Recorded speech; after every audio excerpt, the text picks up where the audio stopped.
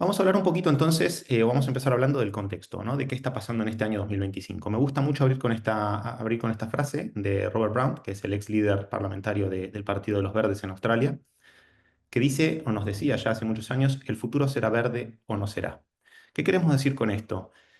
En un contexto de muchísima incertidumbre en el que estamos ahora, no está la inteligencia artificial, hay mucha incertidumbre en los mercados, la guerra, la inflación, hay una sola constante de la que podemos estar totalmente seguros, y es que el futuro va a ser sostenible o no va a ser. No hay otra apuesta que no sea a la de transicionar a modelos más sostenibles de vida y de hacer negocios. De no tenerlas, solo vamos a acelerar el camino y la velocidad a un futuro destructivo en el cual no se prospera ni las empresas ni las sociedades. Vamos a mostrar un poco los datos detrás de esta frase. Para aquellos que no estéis muy familiarizados con el mundo de la sostenibilidad, no quiero aburrir mucho con la parte técnica, vamos a hacer una definición súper simple. Sostenibilidad, definido por la RAE, así de obvio es la cualidad de ser sostenible, y sostenible es que se puede sostener. Especialmente en ecología y en economía nos habla la RAE, que es que se pueda mantener durante un largo periodo de tiempo sin agotar los recursos o causar graves daños al medio ambiente. No es tanto la palabra sostenible la que me interesa, sino desarrollo sostenible, que es cómo podemos evolucionar y prosperar como sociedad de manera que se mantenga en el tiempo. Y el desarrollo sostenible tiene que ver con cómo podemos satisfacer las necesidades de hoy sin comprometer la capacidad de las generaciones futuras de satisfacer sus propias necesidades.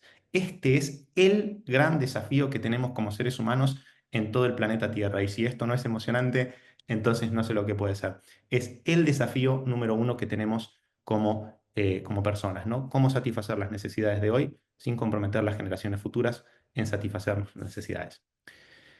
Esto no es nuevo, esto ya viene incluso de los indígenas. Tenemos esta frase que lo retrata también, que nos dice que no heredamos la tierra de nuestros ancestros, sino que la tomamos prestada de nuestros hijos. Es una forma que ya veían ellos de este cambio de paradigma, esta forma diferente de ver el mundo y la humanidad respecto con mucho respeto por lo que se mantiene en el tiempo y las generaciones futuras. El desarrollo sostenible tiene tres pilares, también por repasar esta parte teórica un poquito rápido. El primero es el pilar económico, donde tenemos tres grandes desafíos: el crecimiento poblacional, la pobreza crónica en aquellos países que están en situaciones donde no es posible salir de la pobreza, ya sea por condiciones geográficas o por condiciones geopolíticas. Y por último, la globalización, ¿no? Es un entorno muy hiperconectado en el que nos encontramos hoy en día, donde cada acción tiene consecuencia en otro lugar.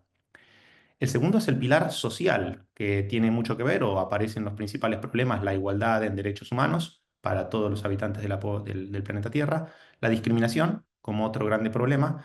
Y aquí me gusta citar una palabra griega, ¿no? No con el uso que le damos a la palabra hoy en día discriminativo. Idiotas viene del griego, que hacían referencia a aquellas personas que no se preocupaban o no se entrometían en la vida social, es decir, que solo pensaban para ellos mismos y para los suyos. Pues una parte muy importante, uno de los desafíos sociales más grandes que tenemos a día de hoy es el individualismo que se ha generado sobre todo en los países en desarrollo, y esta falta de participación en lo que tiene que ver con todo lo que tenga que ver con lo social. Por último, y el con el que todos están más familiarizados cuando se habla de desarrollo sostenible, todos inmediatamente solemos pensar más en lo medioambiental, y los grandes problemas son la pérdida de biodiversidad masiva, la contaminación, principalmente por plásticos, pero también por otro tipo de productos químicos que terminan siendo vertidos en los ríos y de los ríos van al mar. Y por último, y subrayado como el más importante, porque ahora vamos a hacer un detenimiento, es el cambio climático. Aunque la charla no va de esto, ¿vale? Podríamos hacer una charla que se centre en estos tres pilares y sus implicaciones a nivel planetario. Sí voy a hacer un pequeñísimo inciso de 2 minutos para recalcar la importancia de todos estos problemas, el más profundo de ellos, que es el que tiene que ver con el cambio climático. Ya que hay mucha desinformación hoy en día y mucha gente están creciendo las corrientes que dicen que el cambio climático no existe, o que es una mentira, o que es una exageración.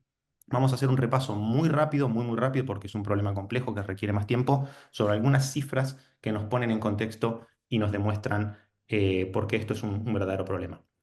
Esta gráfica que tenemos aquí nos habla de la concentración de emisiones de CO2 en la atmósfera en los últimos 800.000 años.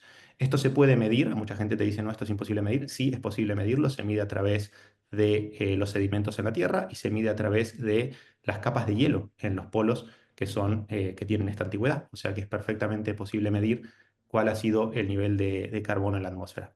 Como ven, se ha mantenido en unos niveles relativamente estables entre picos y valles, pero siempre entre los números que se ven con un máximo de 300 partes por millón allí hace 250.000 años atrás en el tiempo. Esto tiene mucho que ver cuando la gente nos dice, no, bueno, distintos niveles de CO2 en la atmósfera ha habido siempre. Claro que ha habido siempre, pero en periodos de tiempo muy prolongados. Como ven en el extremo derecho de la gráfica, no hablamos de miles de años, sino en los últimos 200 años, esto tiene que ver con la revolución industrial para aquí, se disparan por completo las emisiones de CO2 o la cantidad de CO2 presente en la atmósfera tan solo en los últimos 200 años en una gráfica que estamos viendo de 800.000 años. ¿Por qué es un problema el CO2? Todos están familiarizados con el efecto invernadero, esto es cuando el Sol ingresa en la atmósfera, rebota en la Tierra y en los océanos, y en vez de salir de vuelta hacia el espacio, se encuentra con las partículas de carbono y vuelve a rebotar hacia la Tierra, generando un aumento de la temperatura, el famosísimo efecto invernadero, que lo pueden comprobar si tienen un invernadero en casa o al pasar por un invernadero en el campo. Es perfectamente posible también desde un punto de vista científico demostrar cómo la temperatura terrestre ha ido evolucionando casi en paralelo con la cantidad de emisiones de CO2 presentes en la atmósfera, siempre con una diferencia temporal. Si ven la gráfica roja, que es la de temperatura, está ligeramente desfasada en el tiempo hacia adelante respecto a la de emisiones de CO2. Esto es, cada vez que ha habido un pico en la cantidad de emisiones de CO2 en la atmósfera, ha habido un incremento de las temperaturas proporcional y cada vez que disminuye la cantidad de CO2, hablamos de CO2 porque es el más importante, pero hay otros gases de efecto invernadero generando este efecto de reflejo, ¿no? Cada vez que hay una disminución del CO2 en la atmósfera, también ha habido un decrecimiento de las temperaturas. Una vez más, noten que se generan estos ciclos en periodos muy largos, 50.000, 60.000 o 100.000 años. Si hacemos foco en los últimos 1.000 años y nos centramos en el cambio de la temperatura, vemos cómo la temperatura en los últimos 1.000 años ha estado oscilando siempre entre casi -1 grado y casi 1 grado hacia arriba. Es lo que se ve en un color gris muy clarito. Y en los últimos 150 o 200 años, es lo que tiene que ver con la revolución industrial hacia aquí, empieza a dispararse, empieza también a medirse la temperatura ya con termómetros en vez de a través de mediciones en la Tierra, en los glaciares y en los corales, y vemos que se dispara en la última década hacia arriba. ¿Por qué esto es un problema? Es un problema porque, como verán en esta gráfica, la temperatura aún no se ha disparado proporcionalmente a los niveles que sí ha aumentado el CO2. Entonces, hay un efecto que se llama inercia climática, lo que nos dice que independientemente de que dejemos de producir emisiones de CO2 en los siguientes 20, 30, quizás 40 años, igual va a continuar subiendo la temperatura. ¿Cuál es el problema con que aumente la temperatura? Pues que también hay una correlación directa científica entre el aumento de la temperatura terrestre y algunos problemas muy importantes. La desaparición de los glaciares y la consecuente acidificación de los océanos, también por la generación de CO2, escasez de agua y desertificación masiva acelerada. Muchos de estos les sonarán, ya salen en la tele desde hace mucho tiempo y son muy presentes. Mayor intensidad y frecuencia de los eventos climáticos extremos. Esto puede ser incendios, puede ser inundaciones. No hace falta poner ejemplos de las noticias porque también los tenemos muy frescos de distintas partes del mundo, California, Valencia, ya sea por incendios o por inundaciones. Esto ocurre cada vez más que en el pasado y cada vez con mayor intensidad. El aumento del nivel del mar, esto también es muy medible y está ocurriendo y está erosionando todos los ecosistemas costeros, que son, dicho sea de paso, los ecosistemas más ricos del planeta. Se está produciendo el colapso de los cultivos y ecosistemas productivos. Pasó hace un año y medio aquí en España, sin ir más lejos, con los cultivos de olivas. No sé si recuerdan, el litro de aceite de oliva a más de 10 euros.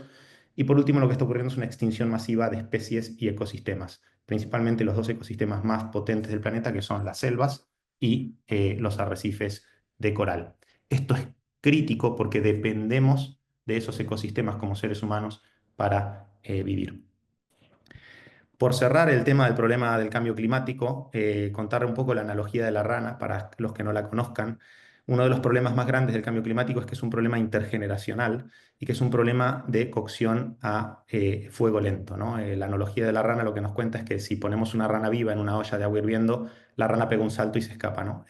Versus si ponemos la rana en agua fría, se queda y si vamos subiendo la temperatura muy de a poquito, en un determinado momento la temperatura está tan caliente que se paraliza y finalmente se termina de cocinar siendo incapaz de poder salir de la olla. Con el cambio climático pasa algo parecido. Si bien está ocurriendo de forma exageradísimamente acelerada para lo que son los tiempos de la Tierra, estamos hablando de periodos de 100 o 200 años, cuando antes hablábamos de periodos de 50.000 años o 100.000 años. Para lo que son tiempos de un ser humano, hablar de 20, 30 o 40 años nos cuesta más entender esas o proyectar esas características en el tiempo. ¿Cómo hemos llegado hasta aquí, ¿no? ¿Qué nos llevó a este problema? Primero que vivimos en un sistema global con un modelo que nos guste o no y con sus beneficios que los tiene y sus puntos flacos que también los tiene, donde las grandes empresas tienen un poder muy grande y donde los accionistas de esas grandes empresas esperan rendimientos cada vez mayores y esto obliga a esas empresas a establecer objetivos muy fuertes en el corto plazo. Estos objetivos han convertido al ser humano en una poderosísima máquina de generar ideas para reforzar ese consumismo y esta fantasía de un crecimiento sin fin, ¿no? Todos los años podemos crecer un poco más. No he conocido ninguna empresa en estos 12 años trabajando en consultoría que diga el año que viene vamos a decrecer. Todas aspiran a seguir creciendo un 2, un 5, un 10, un 15, un 20, un 50, un 100% más que el año pasado. Y es una ilusión, el crecimiento sin fin no es posible. Por último, a pesar de la enorme cantidad de información que tenemos, las nuevas tecnologías, la inteligencia artificial entre ellas, las regulaciones, las mejores prácticas en aquellos lugares donde se estén haciendo, de las cuales nos podemos copiar o inspirar, estamos estancados en un nivel teórico y nos cuesta mucho avanzar. Hablando de ese crecimiento a largo plazo, tenemos una frase de Sir David Attenborough, tiene un apellido bastante difícil de pronunciar. Seguramente su voz les suene más familiar que su cara. Es el relator de varios documentales como en la BBC, El planeta Tierra, y nos habla de que cualquiera que piense que se puede tener crecimiento infinito en un planeta donde los recursos son finitos, está loco o es un economista, ¿no? Entonces, ¿qué es lo que está pasando en este momento? ¿O por qué ahora es diferente? ¿O por qué ahora estamos en esta reunión y no estamos en esta reunión hace unos 10 o 15 años?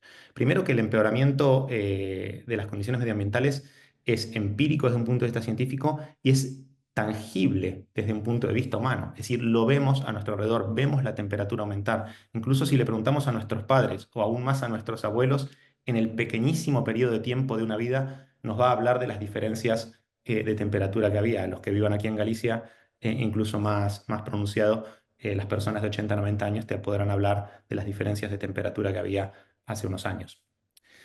También está habiendo más cobertura mediática, ¿no? Más concienciación por parte de los consumidores y estos están cambiando sus comportamientos, es decir, están empezando a votar con la billetera y a elegir cada vez más productos que tengan algún tipo de propósito más allá de simplemente satisfacer la necesidad para la que fueron creados. En paralelo también están aumentando los marcos regulatorios, los estándares, los acuerdos entre distintos países o entre distintas empresas, tratados, tanto a nivel local como a nivel regional, como a nivel global, tanto a nivel público como a nivel privado. Hay una ola que está impulsando todo este cambio. Lo que vemos de fondo son los 17 Sustainable Development Goals, que son los Objetivos de Desarrollo Sostenible creados por la Organización de las Naciones Unidas, que están utilizando muchísimas empresas para guiar sus estrategias de sostenibilidad, las más grandes por lo menos, todas ellas.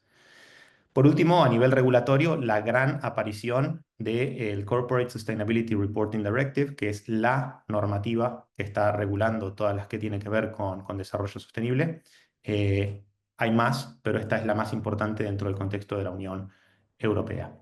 Y esto nos ha llevado pues, al punto en el que estamos hoy, que la sostenibilidad ha dejado de ser ya un nice to have, algo bonito a tener, un anexionado al departamento de marketing, un producto bueno que está a tener en el portfolio, ha pasado a ser algo ya muchísimo más importante, muchísimo más estratégico. El departamento financiero ha dejado de estar dentro de marketing perdón, el departamento de sostenibilidad ha dejado de estar dentro de marketing y ha pasado a estar dentro del departamento financiero. ¿Por qué? Porque depende de el expertise en sostenibilidad para entender qué recursos vamos a tener, cómo podemos contar con ellos, cómo podemos hacerlos sostenibles en el tiempo, entre otras cosas. ¿Vale?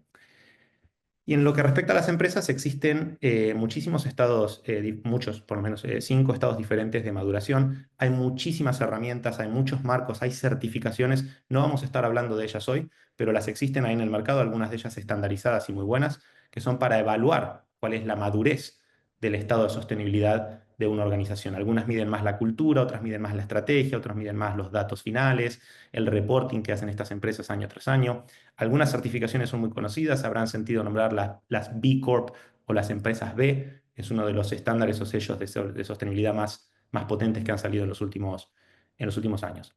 Pero lo fundamental, más allá del modelo que elijamos, es empezar por comprender cuál es nuestro punto de partida y aspirar a tener un progreso constante. ¿Cómo? Bueno, pues primero tenemos que entender cuál es nuestro punto de partida. En el amplio camino de pasar de un modelo degenerativo a un modelo regenerativo, podemos decir que hay 5 grandes etapas.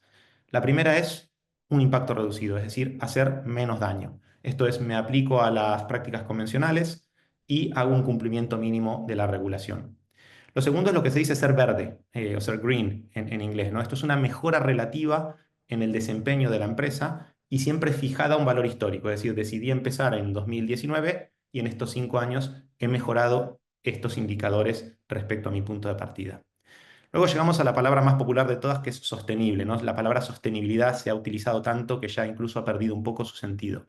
Ser sostenible no es la panacea. Ser sostenible es ser 100% menos perjudicial. Ni más ni menos. Es algo muy bueno, pero no es la panacea porque ya estamos embebidos en un sistema que es degradativo, es decir, que va hacia una pérdida de los ecosistemas. Lo que necesitamos es revertir eso, es decir, pasar a un sistema, por eso aquí hay un punto de inflexión, que sea primero restaurativo, es decir, un sistema donde los seres humanos operan para que la naturaleza y la vida recupere su estado anterior, aún con una mentalidad en el estado restaurativo de que el humano está por encima de la naturaleza, y finalmente pasamos a lo que sería así el ideal, aquí sí la panacea, que sería un modelo regenerativo, donde los humanos actúan como naturaleza, es decir, en un sistema vivo de evolución constante.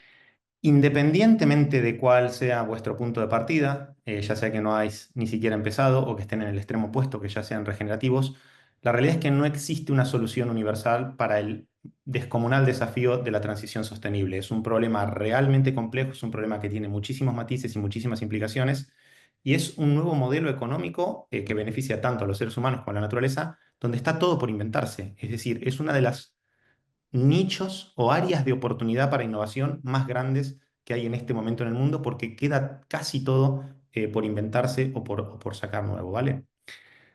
Siempre y cuando, o siempre teniendo muy en cuenta lo que nos recuerda Kate Howard, que es una economista inglesa, que es la autora de Donut Economy o la economía del donut. Ahora vamos a recordar un poco cuál es este formato, que nos decía que una economía saludable debe estar diseñada para prosperar y no necesariamente para crecer. No estamos familiarizados para nada con esta idea. De hecho, siempre estamos obsesionados con la idea del crecimiento, estamos obsesionados con el KPI o con el indicador del Producto Bruto Interno. El PIB, el famoso Producto Bruto Interno, parece ser la regla que guía la economía de casi todos los países. El Producto Bruto Interno es un indicador que se inventó en la Segunda Guerra Mundial para, a modo de emergencia, poder medir la cantidad de producción que tenían los países. A pesar de que tiene más de 70 años, ya lo seguimos utilizando y no solo utilizando, sino que lo tenemos casi como un dios al que hay que perseguir sin importar qué. Pues que sepáis que mide cantidad de actividad económica, pero no mide tipología de actividad económica. ¿Qué queremos decir con esto?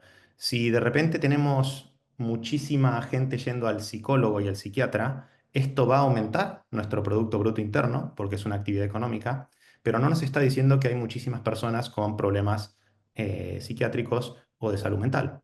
Si tenemos muchísimo vandalismo y hay gente rompiendo cristales de casas y de coches, también aumenta la economía porque los que reparan esas casas y los que reparan esos coches contribuyen al crecimiento del Producto Bruto Interno, pero no nos está diciendo que están creciendo los índices de desigualdad social y los índices de delincuencia. Por eso tenemos que dejar de perseguir de forma obsesiva el crecimiento pura y exclusivamente económico para entender otras perspectivas que tengan más que ver con el desarrollo. En muchos países ya se está empezando a utilizar con otros tipos de índices que van más allá del Producto Bruto Interno, el índice de felicidad, el índice de desarrollo humano, etcétera, etcétera, que miden varios factores más allá simplemente del Producto Bruto Interno.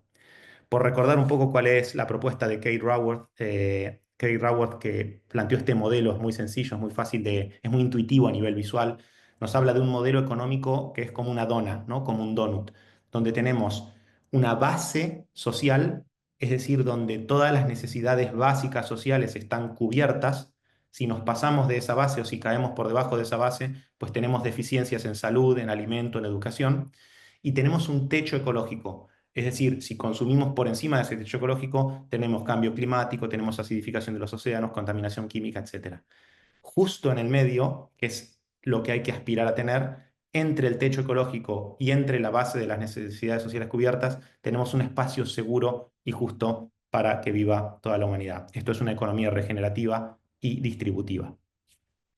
A pesar de los frameworks, como decíamos antes, y de los marcos de trabajo y de conceptos tan visuales y básicos como el que nos cuenta Kate Raworth, básicos pero difícil de lograr, está resultando un desafío gigante para las organizaciones poner en práctica la transición sostenible, dejar de ser o dejar de hacer negocio como se viene haciendo, o incluso empezar de cero con una propuesta de valor que sea o que contribuya con un impacto positivo. La pregunta es ¿por qué? Aquí Mike Tyson nos da una idea, ¿no? Todo el mundo tiene un plan hasta la primera hostia en la cara, ¿no? Y esto es que todos queremos o tenemos una intención inicialmente de transicionar hacia un modelo más sostenible, pero luego nos encontramos con los distintos desafíos que tiene la realidad. ¿Cuáles son estos desafíos? Aquí les traigo algunos ejemplos que he notado principalmente en empresas con las que me ha tocado colaborar en los últimos 12 años trabajando como consultor. Comentaba antes, empresas muy diversas, desde la banca, energéticas, productos de consumo masivo, productos de lujo. En más de 20 países que he tenido la suerte de trabajar, este tipo de desafíos se repiten en casi todas estas empresas. El primero y posiblemente uno de los más importantes es una falta de visión y alineación. Esto es cuando empiezas a indagar dentro de la empresa, todo el mundo o la mayoría de las personas no tienen el mismo nivel de comprensión sobre el desafío de la sostenibilidad ni la misma sensación de urgencia sobre qué tan importante es el cambio. Si hablas con el departamento de sostenibilidad, por supuesto que sí, pero si hablas con el departamento de quizás financiero, quizás no sea tanto. Entonces, uno de los primeros grandes desafíos es esta falta de alineación interna y mientras más grande sea la empresa, más difícil es que todos los departamentos y todos los niveles de la empresa estén alineados en qué tan importante es este desafío y qué tan prioritario debería ser en nuestra agenda.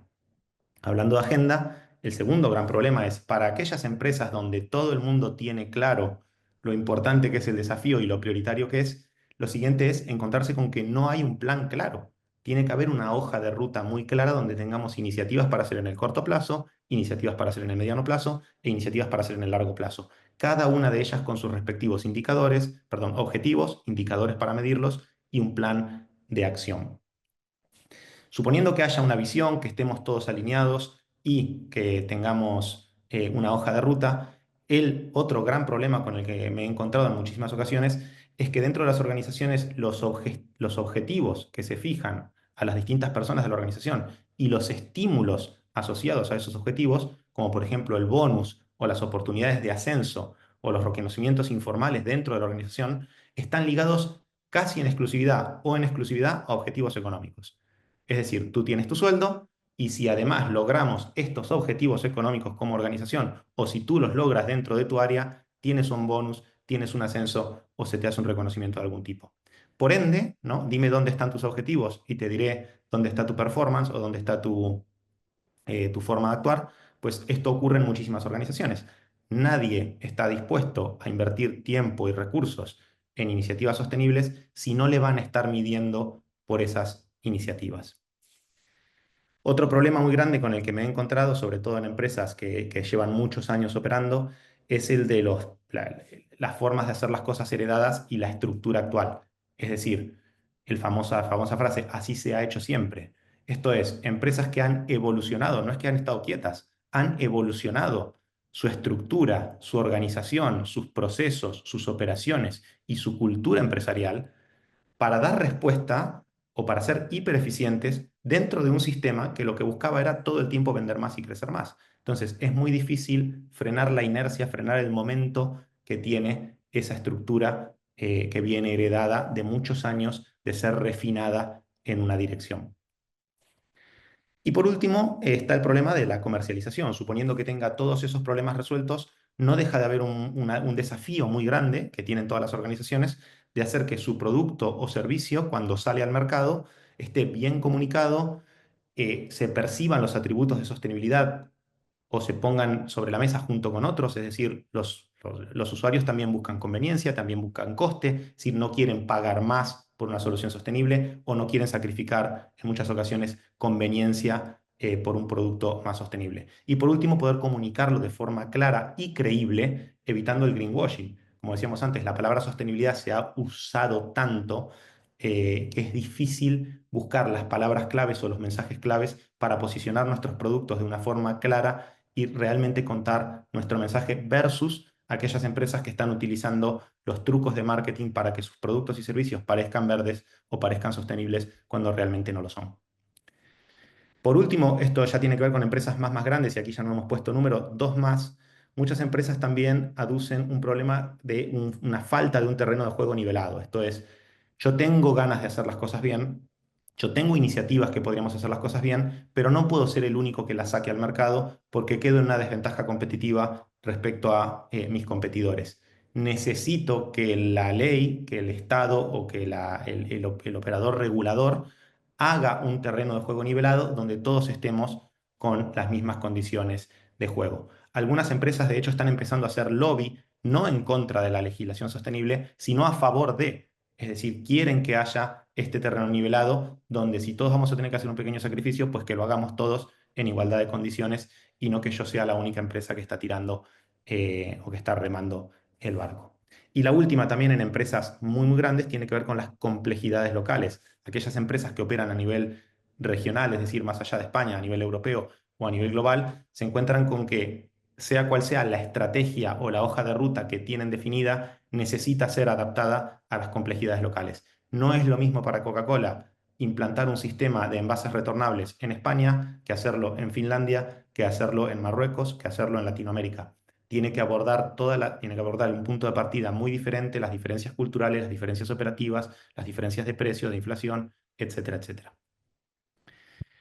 Y estos problemas, poniéndolos así sobre la mesa, como verán, en una escala de lo más estratégico a lo más táctico también se pueden posicionar.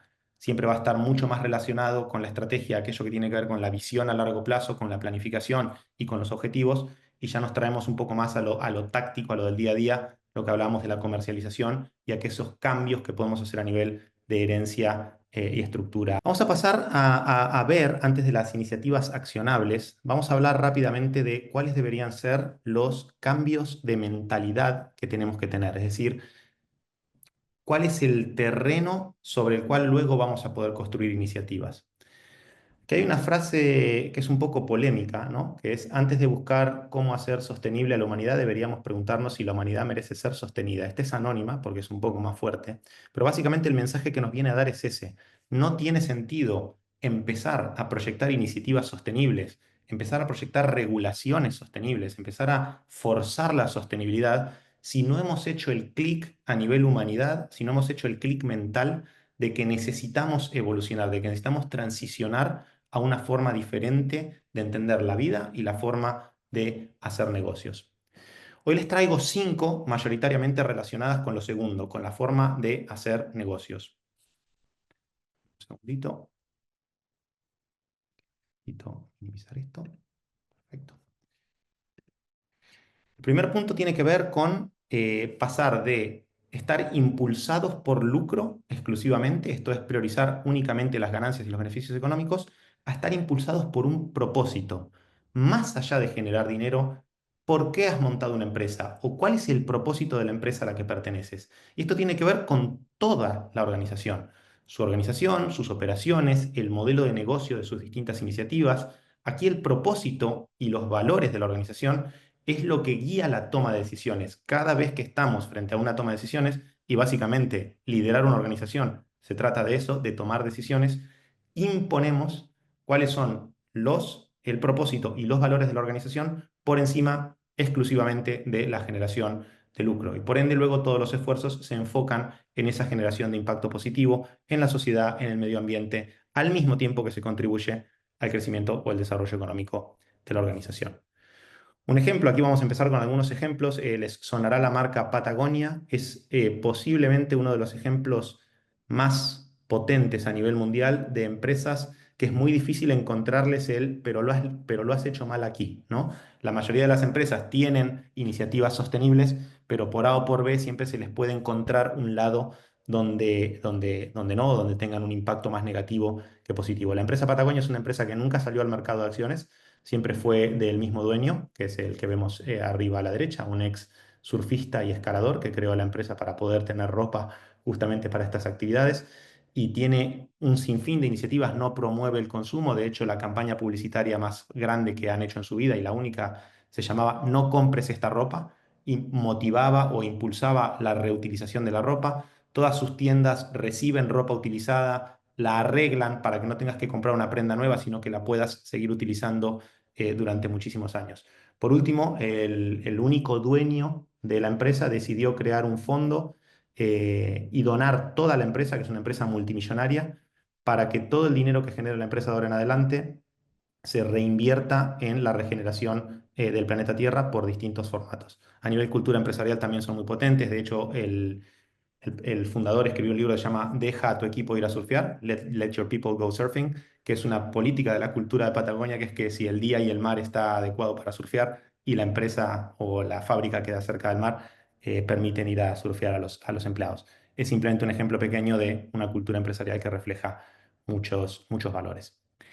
El segundo punto tiene que ver con lo que hablábamos antes. Pasar de una obsesión por el corto plazo, es decir, siempre estar viendo al año siguiente, o peor aún, siempre estar viendo al siguiente quarter, al siguiente cuatrimestre, y eso es algo que se ve muy comúnmente en empresas grandes, a pasar a tener una visión con una poco más de altura de miras, ¿no? Ver un poco más allá, ver el largo plazo, tener una visión, tener un plan, tener unos objetivos y tener unos KPIs más allá del siguiente quarter. Decía Jeff Bezos, el CEO de Amazon, cuando lo felicitan por tener un cuatrimestre espectacular, dice, muchas gracias, lo planificamos hace 3 años. No se pensó, no se definió el mes anterior, ni siquiera el año anterior. Y esto tiene que ver con tener otro tipo de métricas de éxito, más allá de las que tenemos para medir el siguiente cuatrimestre, por entender al consumidor y al cliente desde un ciclo de vida integral, es decir, yo no voy a intentar venderle algo a esta persona hoy, sino que quiero tenerlo como un cliente a lo largo de toda su vida y tiene que ver con abordar desafíos más complejos que simplemente cumplir los objetivos económicos del mes que viene. Tiene que ver con objetivos a largo plazo, como puede ser el cambio climático, la desigualdad social o el agotamiento de recursos que hacen posibles a nuestros productos. Este ejemplo es un poco más polémico, sobre todo por la reciente actividad de su fundador, Elon Musk, pero no lo traigo aquí por eso, no vamos a hablar del personaje, sino que vamos a hablar de la planificación a largo plazo. Tesla es un ejemplo brillante de planificación a largo plazo porque además lo hizo público. Elon Musk, cuando vende PayPal y genera una cantidad de dinero bastante potente como para entrar en el mundo de la automoción, traza un plan estratégico que es una hoja, es muy conocida, es muy popular, se puede acceder en Internet antes de montar Tesla y dice, esto es lo que voy a hacer. Como no tengo dinero para montar una empresa masiva. Yo quiero transformar la industria automotriz, quiero que sea eléctrica. No tengo dinero para montar una empresa a escala masiva, es decir, que produzca como Fiat, como Citroën o como cualquier empresa que produce grande. Entonces, voy a empezar por una empresa de coches de lujo o de super lujo, vendiendo muy pocas unidades con mucho margen de dinero. Eso va a ser por 3 4 5 años. Con el margen que haga, voy a crear coches de semilujo y con el margen que haga de los coches de semilujo, en los últimos años voy a empezar a hacer coches accesibles para todo el planeta. Sobre el final de este plan, también me voy a meter en el mundo de la energía como un todo, es decir, compró, de hecho, efectivamente, la empresa más grande de paneles solares de Estados Unidos, y también en el mundo de las baterías. Todo esto lo dijo 10 años antes de hacerlo. Es decir, había ya una clara hoja de ruta marcada, una clara planificación hacia la cual avanzar. Otro cambio de mentalidad que tenemos que tener es dejar de ver las relaciones como puramente transaccionales, algo muy difícil porque como seres humanos lo hacemos mucho, en algunos casos hasta con amistades y gente cercana, y pasar a tener relaciones simbióticas de crecimiento mutuo. Esto win-win-win, esto es que todos ganan en esta relación. Esto es comprender y contemplar las necesidades de todas las partes interesadas, no solo de mis clientes, también de mis proveedores y de todas las partes implicadas en el medio. Fomentar la lealtad, fomentar la confianza, fomentar la comunidad que va más allá de ello y generar un valor que sea duradero y que refuerce esta resiliencia y esta cadena de suministro a lo largo del tiempo. Un ejemplo muy potente es Tony's, los chocolates de Tony's, que es una empresa que surge con la visión de ser esto que dice Together we'll make chocolate slave free, que es juntos vamos a lograr que el chocolate sea un producto sin esclavismo, ¿no? Es una empresa que nace con este propósito, crece a nivel descomunal y tiene una política de fair trade, de trato justo a todos los comerciantes a lo largo de la cadena de producción del cacao para la generación de chocolates, entre otras muchas ventajas que tiene también a nivel de sostenibilidad. Punto número 4 es cambiar de voy a esperar a que me pille la legislación, es decir, no voy a hacer nada hasta, o voy a cumplir con lo mínimo que se me pide hasta que pete, y pasar a tener un compromiso más proactivo. Esto es, no solo el compromiso, sino realizar acciones y sobre todo realizar coaliciones para aquellos desafíos que no puedo abordar solo, y la mayoría de los desafíos sostenibles no los puede abordar una empresa sola, por más grande que sea. Aliarse puede ser incluso hasta con competidores para poder tener un impacto positivo más allá de lo que es nuestro alcance. Esto es un compromiso más genuino con prácticas éticas, esto contribuye a acelerar la transformación en la industria, no solamente dentro de mi empresa, y multiplica, acelera realmente el impacto positivo que podemos tener.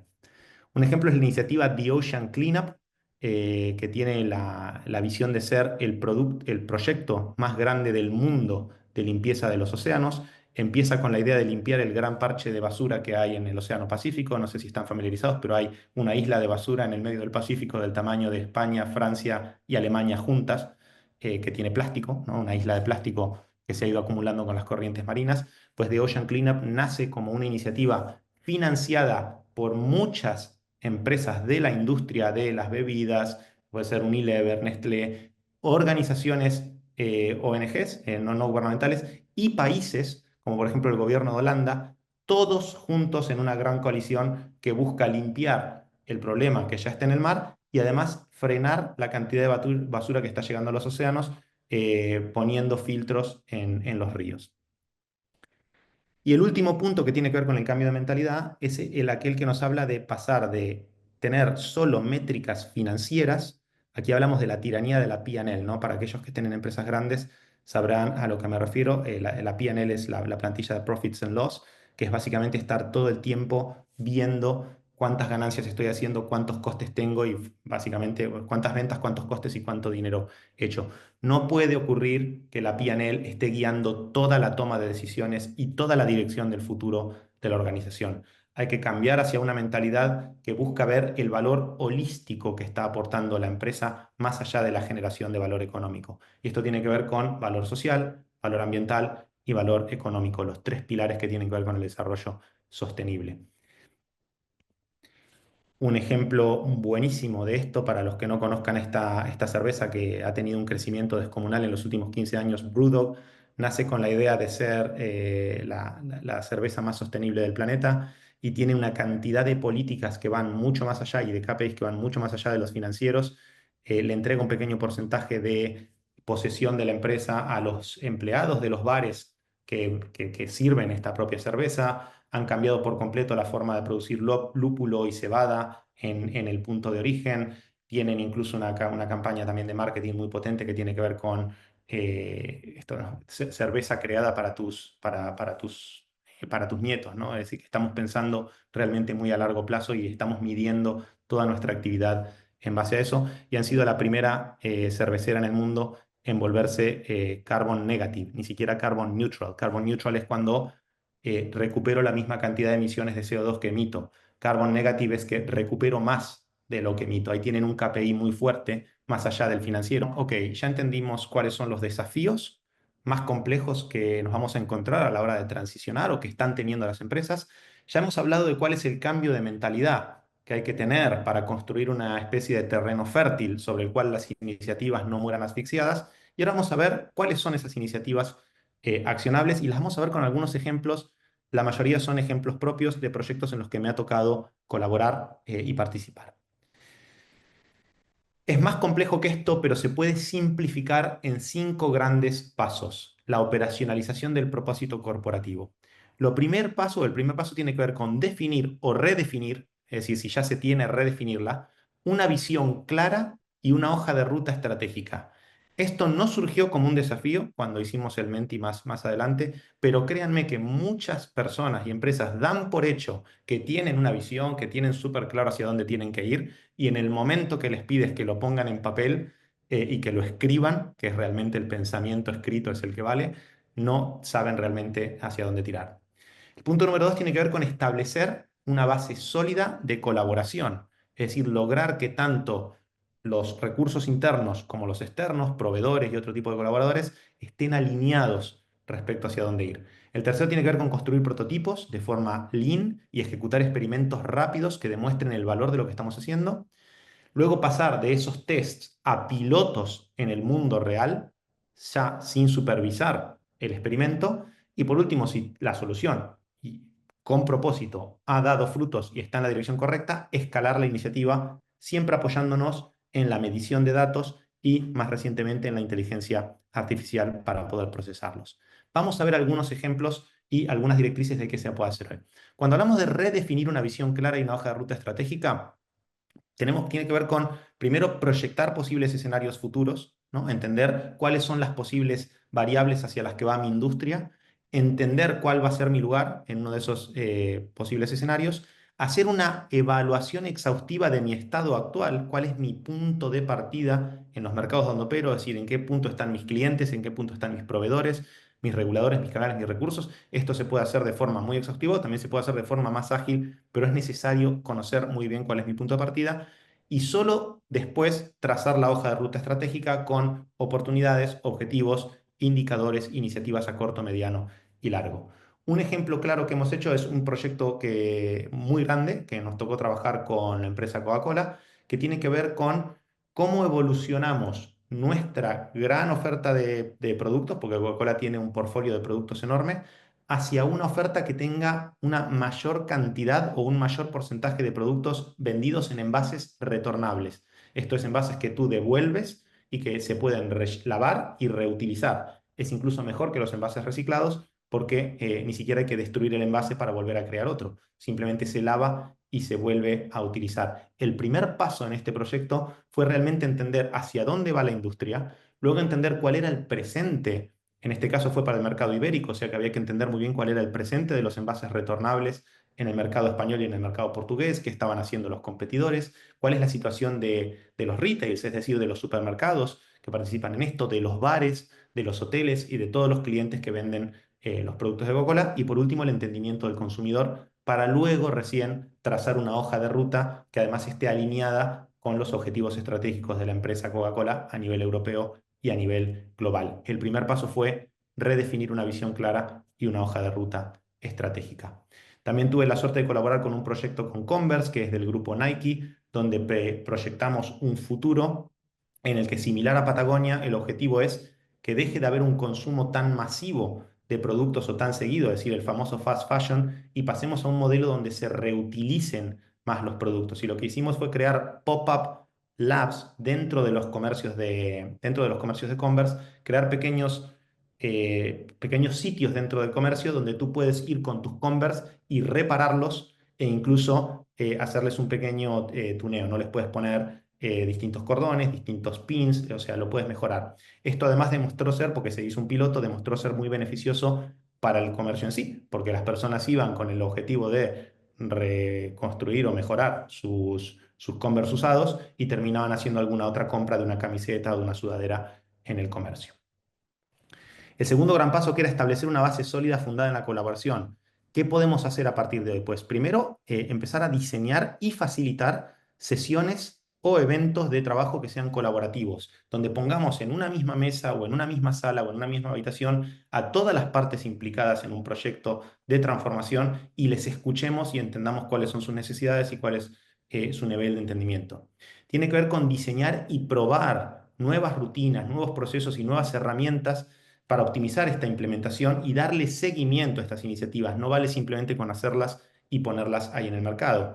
Y por último, también suele ser muy útil asignar embajadores internos de este tema, personas que dentro de las organizaciones, dentro de los departamentos y las distintas áreas de negocio tengan unos objetivos que no sean puramente económicos, que sean objetivos ESG, es decir, medioambientales, sociales y de gobernanza, y que sean objetivos SMART. SMART viene del inglés, esto es que sean específicos, medibles, alcanzables, relevantes y en un periodo de tiempo claro. Y vincularles estos objetivos a sus bonificaciones. De esta forma nos vamos a asegurar que haya personas en la organización realmente impulsando a más no poder las iniciativas sostenibles porque en ellos se les va el sueldo y el bonus. Un ejemplo claro, hemos trabajado una vez más con Coca-Cola, en este caso la plataforma Aliados en Latinoamérica. Buscamos, fíjense qué grupo más grande de personas, y eso que Coca-Cola es una empresa grande, pues lo mismo, poner al departamento financiero, al departamento de marketing, al departamento de legal, de recursos humanos, de operaciones, al embotellador, que es el que fabrica la Coca-Cola, a los distribuidores,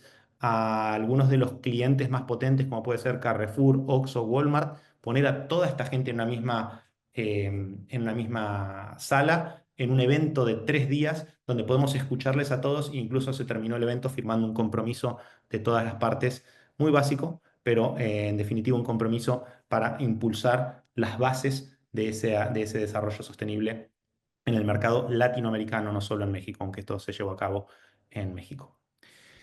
Lo siguiente tiene que ver con, una vez que tengamos el terreno allanado, empezar a construir de forma muy ágil y muy rápida, lean, decimos aquí, prototipos y ejecutar estos tests. Esto tiene que ver con definir primero cuál es el alcance de esta experimentación que quiero hacer y cuáles son los requisitos.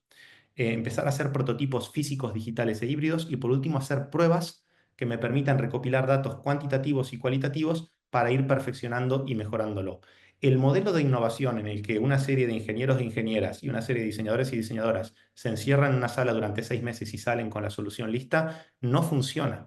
No funciona en un entorno que cambia constantemente y de forma acelerada. Lo que necesitamos es lo más rápido y lo más ágil, y no importa si es imperfecto, sacar algo, ponerlo frente a el posible usuario o consumidor de ese producto, servicio o experiencia y ver cuáles son esas reacciones y a partir de ahí poder mejorarlo. Lo que ven arriba es un ejemplo también de un proyecto que se hizo con una empresa grande de bebidas, en este caso no mencionaremos cuál. Se creó una marca alternativa para no exponer a ninguna de las marcas del portfolio. Esta marca inventada se llamaba Bump y básicamente consistía en transicionar de un modelo de agua envasada en botellas de plástico de un solo uso a un modelo de agua de fuentes de agua. Fuentes de agua para el hogar, fuentes de agua para la oficina y fuentes de agua para lo que son sitios sociales como pueden ser restaurantes, cines, etcétera, etcétera. Contaba además con un envase reutilizable, personalizado, que tenía un chip RFID que te reconoce cada vez que vos pones tu botella en la fuente, independientemente de si es la fuente de casa, si es la fuente del supermercado o si es la fuente de la oficina, y te permite pagar un pequeño extra por atributos en el agua. Es decir, si querés elegir la cantidad de gas, la cantidad de burbujas, si querés un pequeño hint de sabor cítrico o de sabor de fresa o de sabor de algún tipo, incluso algunos atributos funcionales, y por supuesto se podía pagar en la misma máquina. Lo que ven ahí es un prototipo súper, súper rústico, si se quiere, que se hizo de forma muy ágil, se construyó en menos de una semana y lo implementamos en 5 oficinas en Berlín y en 5 oficinas en Madrid, y en el transcurso de 3 semanas teníamos validada una solución y cuáles eran los puntos fuertes y los puntos débiles de esta solución, si la gente estaba dispuesta a pagar o no, cuál era el precio que estaban dispuestos a pagar por el agua. Es decir, un experimento de 3 semanas y construido con muy poquito dinero nos dio muchísima información sobre el verdadero valor y el impacto que tenía la iniciativa, así como también la cantidad de botellas de plástico que se usaban con cada rellenado de botella que se hacía. Punto número 4 y anteúltimo, pilotar iniciativas. Una vez que las tengamos ya validadas en un entorno de test, en un entorno de prueba, ya es momento de soltarlas en el mercado, ¿no? En la vida real. En el caso de Ecovidrio, que es, como decía Silvia al principio, un proyecto en el que me tocó también participar, es la empresa que se dedica a gestionar los envases de vidrio dentro de España. Nos vienen con un reto bastante grande, que es cómo incrementamos la recolección de vidrios, que ya es muy alta. A diferencia del plástico, del aluminio o el cartón, que todavía es baja, la recolección del vidrio es muy alta, es decir, los españoles reciclan mucho vidrio. Entonces hicimos una iniciativa, fue pues vamos a facilitarlo y vamos a poner contenedores que permitan reciclar desde el coche sin la necesidad de bajar del mismo y lo vamos a instalar en las entradas y en las salidas de las urbanizaciones grandes que tiene las grandes ciudades como pueden ser Madrid, Valencia, etcétera. Se construyó un prototipo, se le pusieron sensores para medir cómo estaba operando y se dejó funcionar durante 2 meses en las entradas de algunas urbanizaciones de cara a poder medir de forma rápida si funcionaba o no. Lo que ven arriba es un proyecto que también me tocó la suerte de participar, en este caso fue con Patagonia, es un proyecto de honor en donde Patagonia estaba interesada en contribuir a la salud de los océanos y lo que necesitábamos o lo que nos dimos cuenta es que el primer problema que hay para mejorar la salud de los océanos es tener más datos sobre cuál es la situación de los océanos. Creamos un dispositivo súper interesante que se ponía en las anclas de los productos, es decir, es un dispositivo lleno de sensores que mide la acidez, mide la temperatura, mide un montón de factores del agua, se entrega gratuitamente a embarcaciones de todo el mundo y cada vez que una de estas embarcaciones deja caer el ancla en el lugar del mundo en el que esté, el aparato recolecta datos y cuando sale el ancla a superficie los envía a una base de datos central. Esto en un post-it sonaba fenomenal, pero cuando hubo que construir el aparato y ponerlo en el mar, pues ocurría que implosionaba, que se llenaba de agua, que no funcionaba. Hubo que hacer varias pruebas piloto para realmente demostrar su funcionamiento y mejorarlo. Y por último, una vez ya las iniciativas funcionando, es momento de escalarlas, ¿no? Pasar de un piloto pequeño a algo que tenga un impacto realmente más grande. Y aquí hay que apoyarse muchísimo en los datos y en la inteligencia artificial para poder procesarlos. Siguiendo con el caso del proyecto de la salud de los mares, y aquí podemos ver el dispositivo que se instalaba, que además tenía una cámara, tenía un montón de sensores. Ese es el dispositivo que ven arriba a la izquierda que se instalaba en las anclas de los barcos. Pues lo que ven al costado es el dashboard de datos que se estaban recolectando en todas partes del mundo, que era una cantidad descomunal de datos y por ende también necesitamos mucho apoyarnos en la inteligencia artificial para poder procesarlos y para poder digerirlos en insights que sean traducibles a los equipos científicos que están trabajando hasta el día de hoy en este tipo de iniciativas. Por último y no menos importante, es necesario en el momento de escalar también la comunicación. Idealmente que estas comunicaciones sean personalizadas para responder a las distintas necesidades de las distintas partes interesadas. No es lo mismo ir a contarle una iniciativa sostenible que hemos hecho a un accionista, que a un socio, que a un cliente, que a un empleado. Es necesario a la hora de escalar que el mensaje adecuado le llegue a cada uno de ellos. Como verán, muchísimo trabajo por delante, directrices muy claras sobre cómo encarar ese trabajo, identificar retos, crear una base de conocimiento o una base de mindset para poder abordarlos y, por último, estas iniciativas accionables, como las definimos en 5 grandes pasos. Por terminar, recordar una vez más, porque creo que es importantísimo recordarlo, y todos nos tenemos que volver impulsores de este cambio. Una frase ahora sí de Greta que dice, quiero que actúes como si tu casa estuviese ardiendo porque lo está. Este cambio no puede esperar, ya vamos muy tarde y es necesario que todos, independientemente de nuestra organización sea grande, pequeño, mediana, o seamos autónomos, o seamos públicos, o seamos privados, pero que todos empecemos a impulsar el cambio en nuestras organizaciones.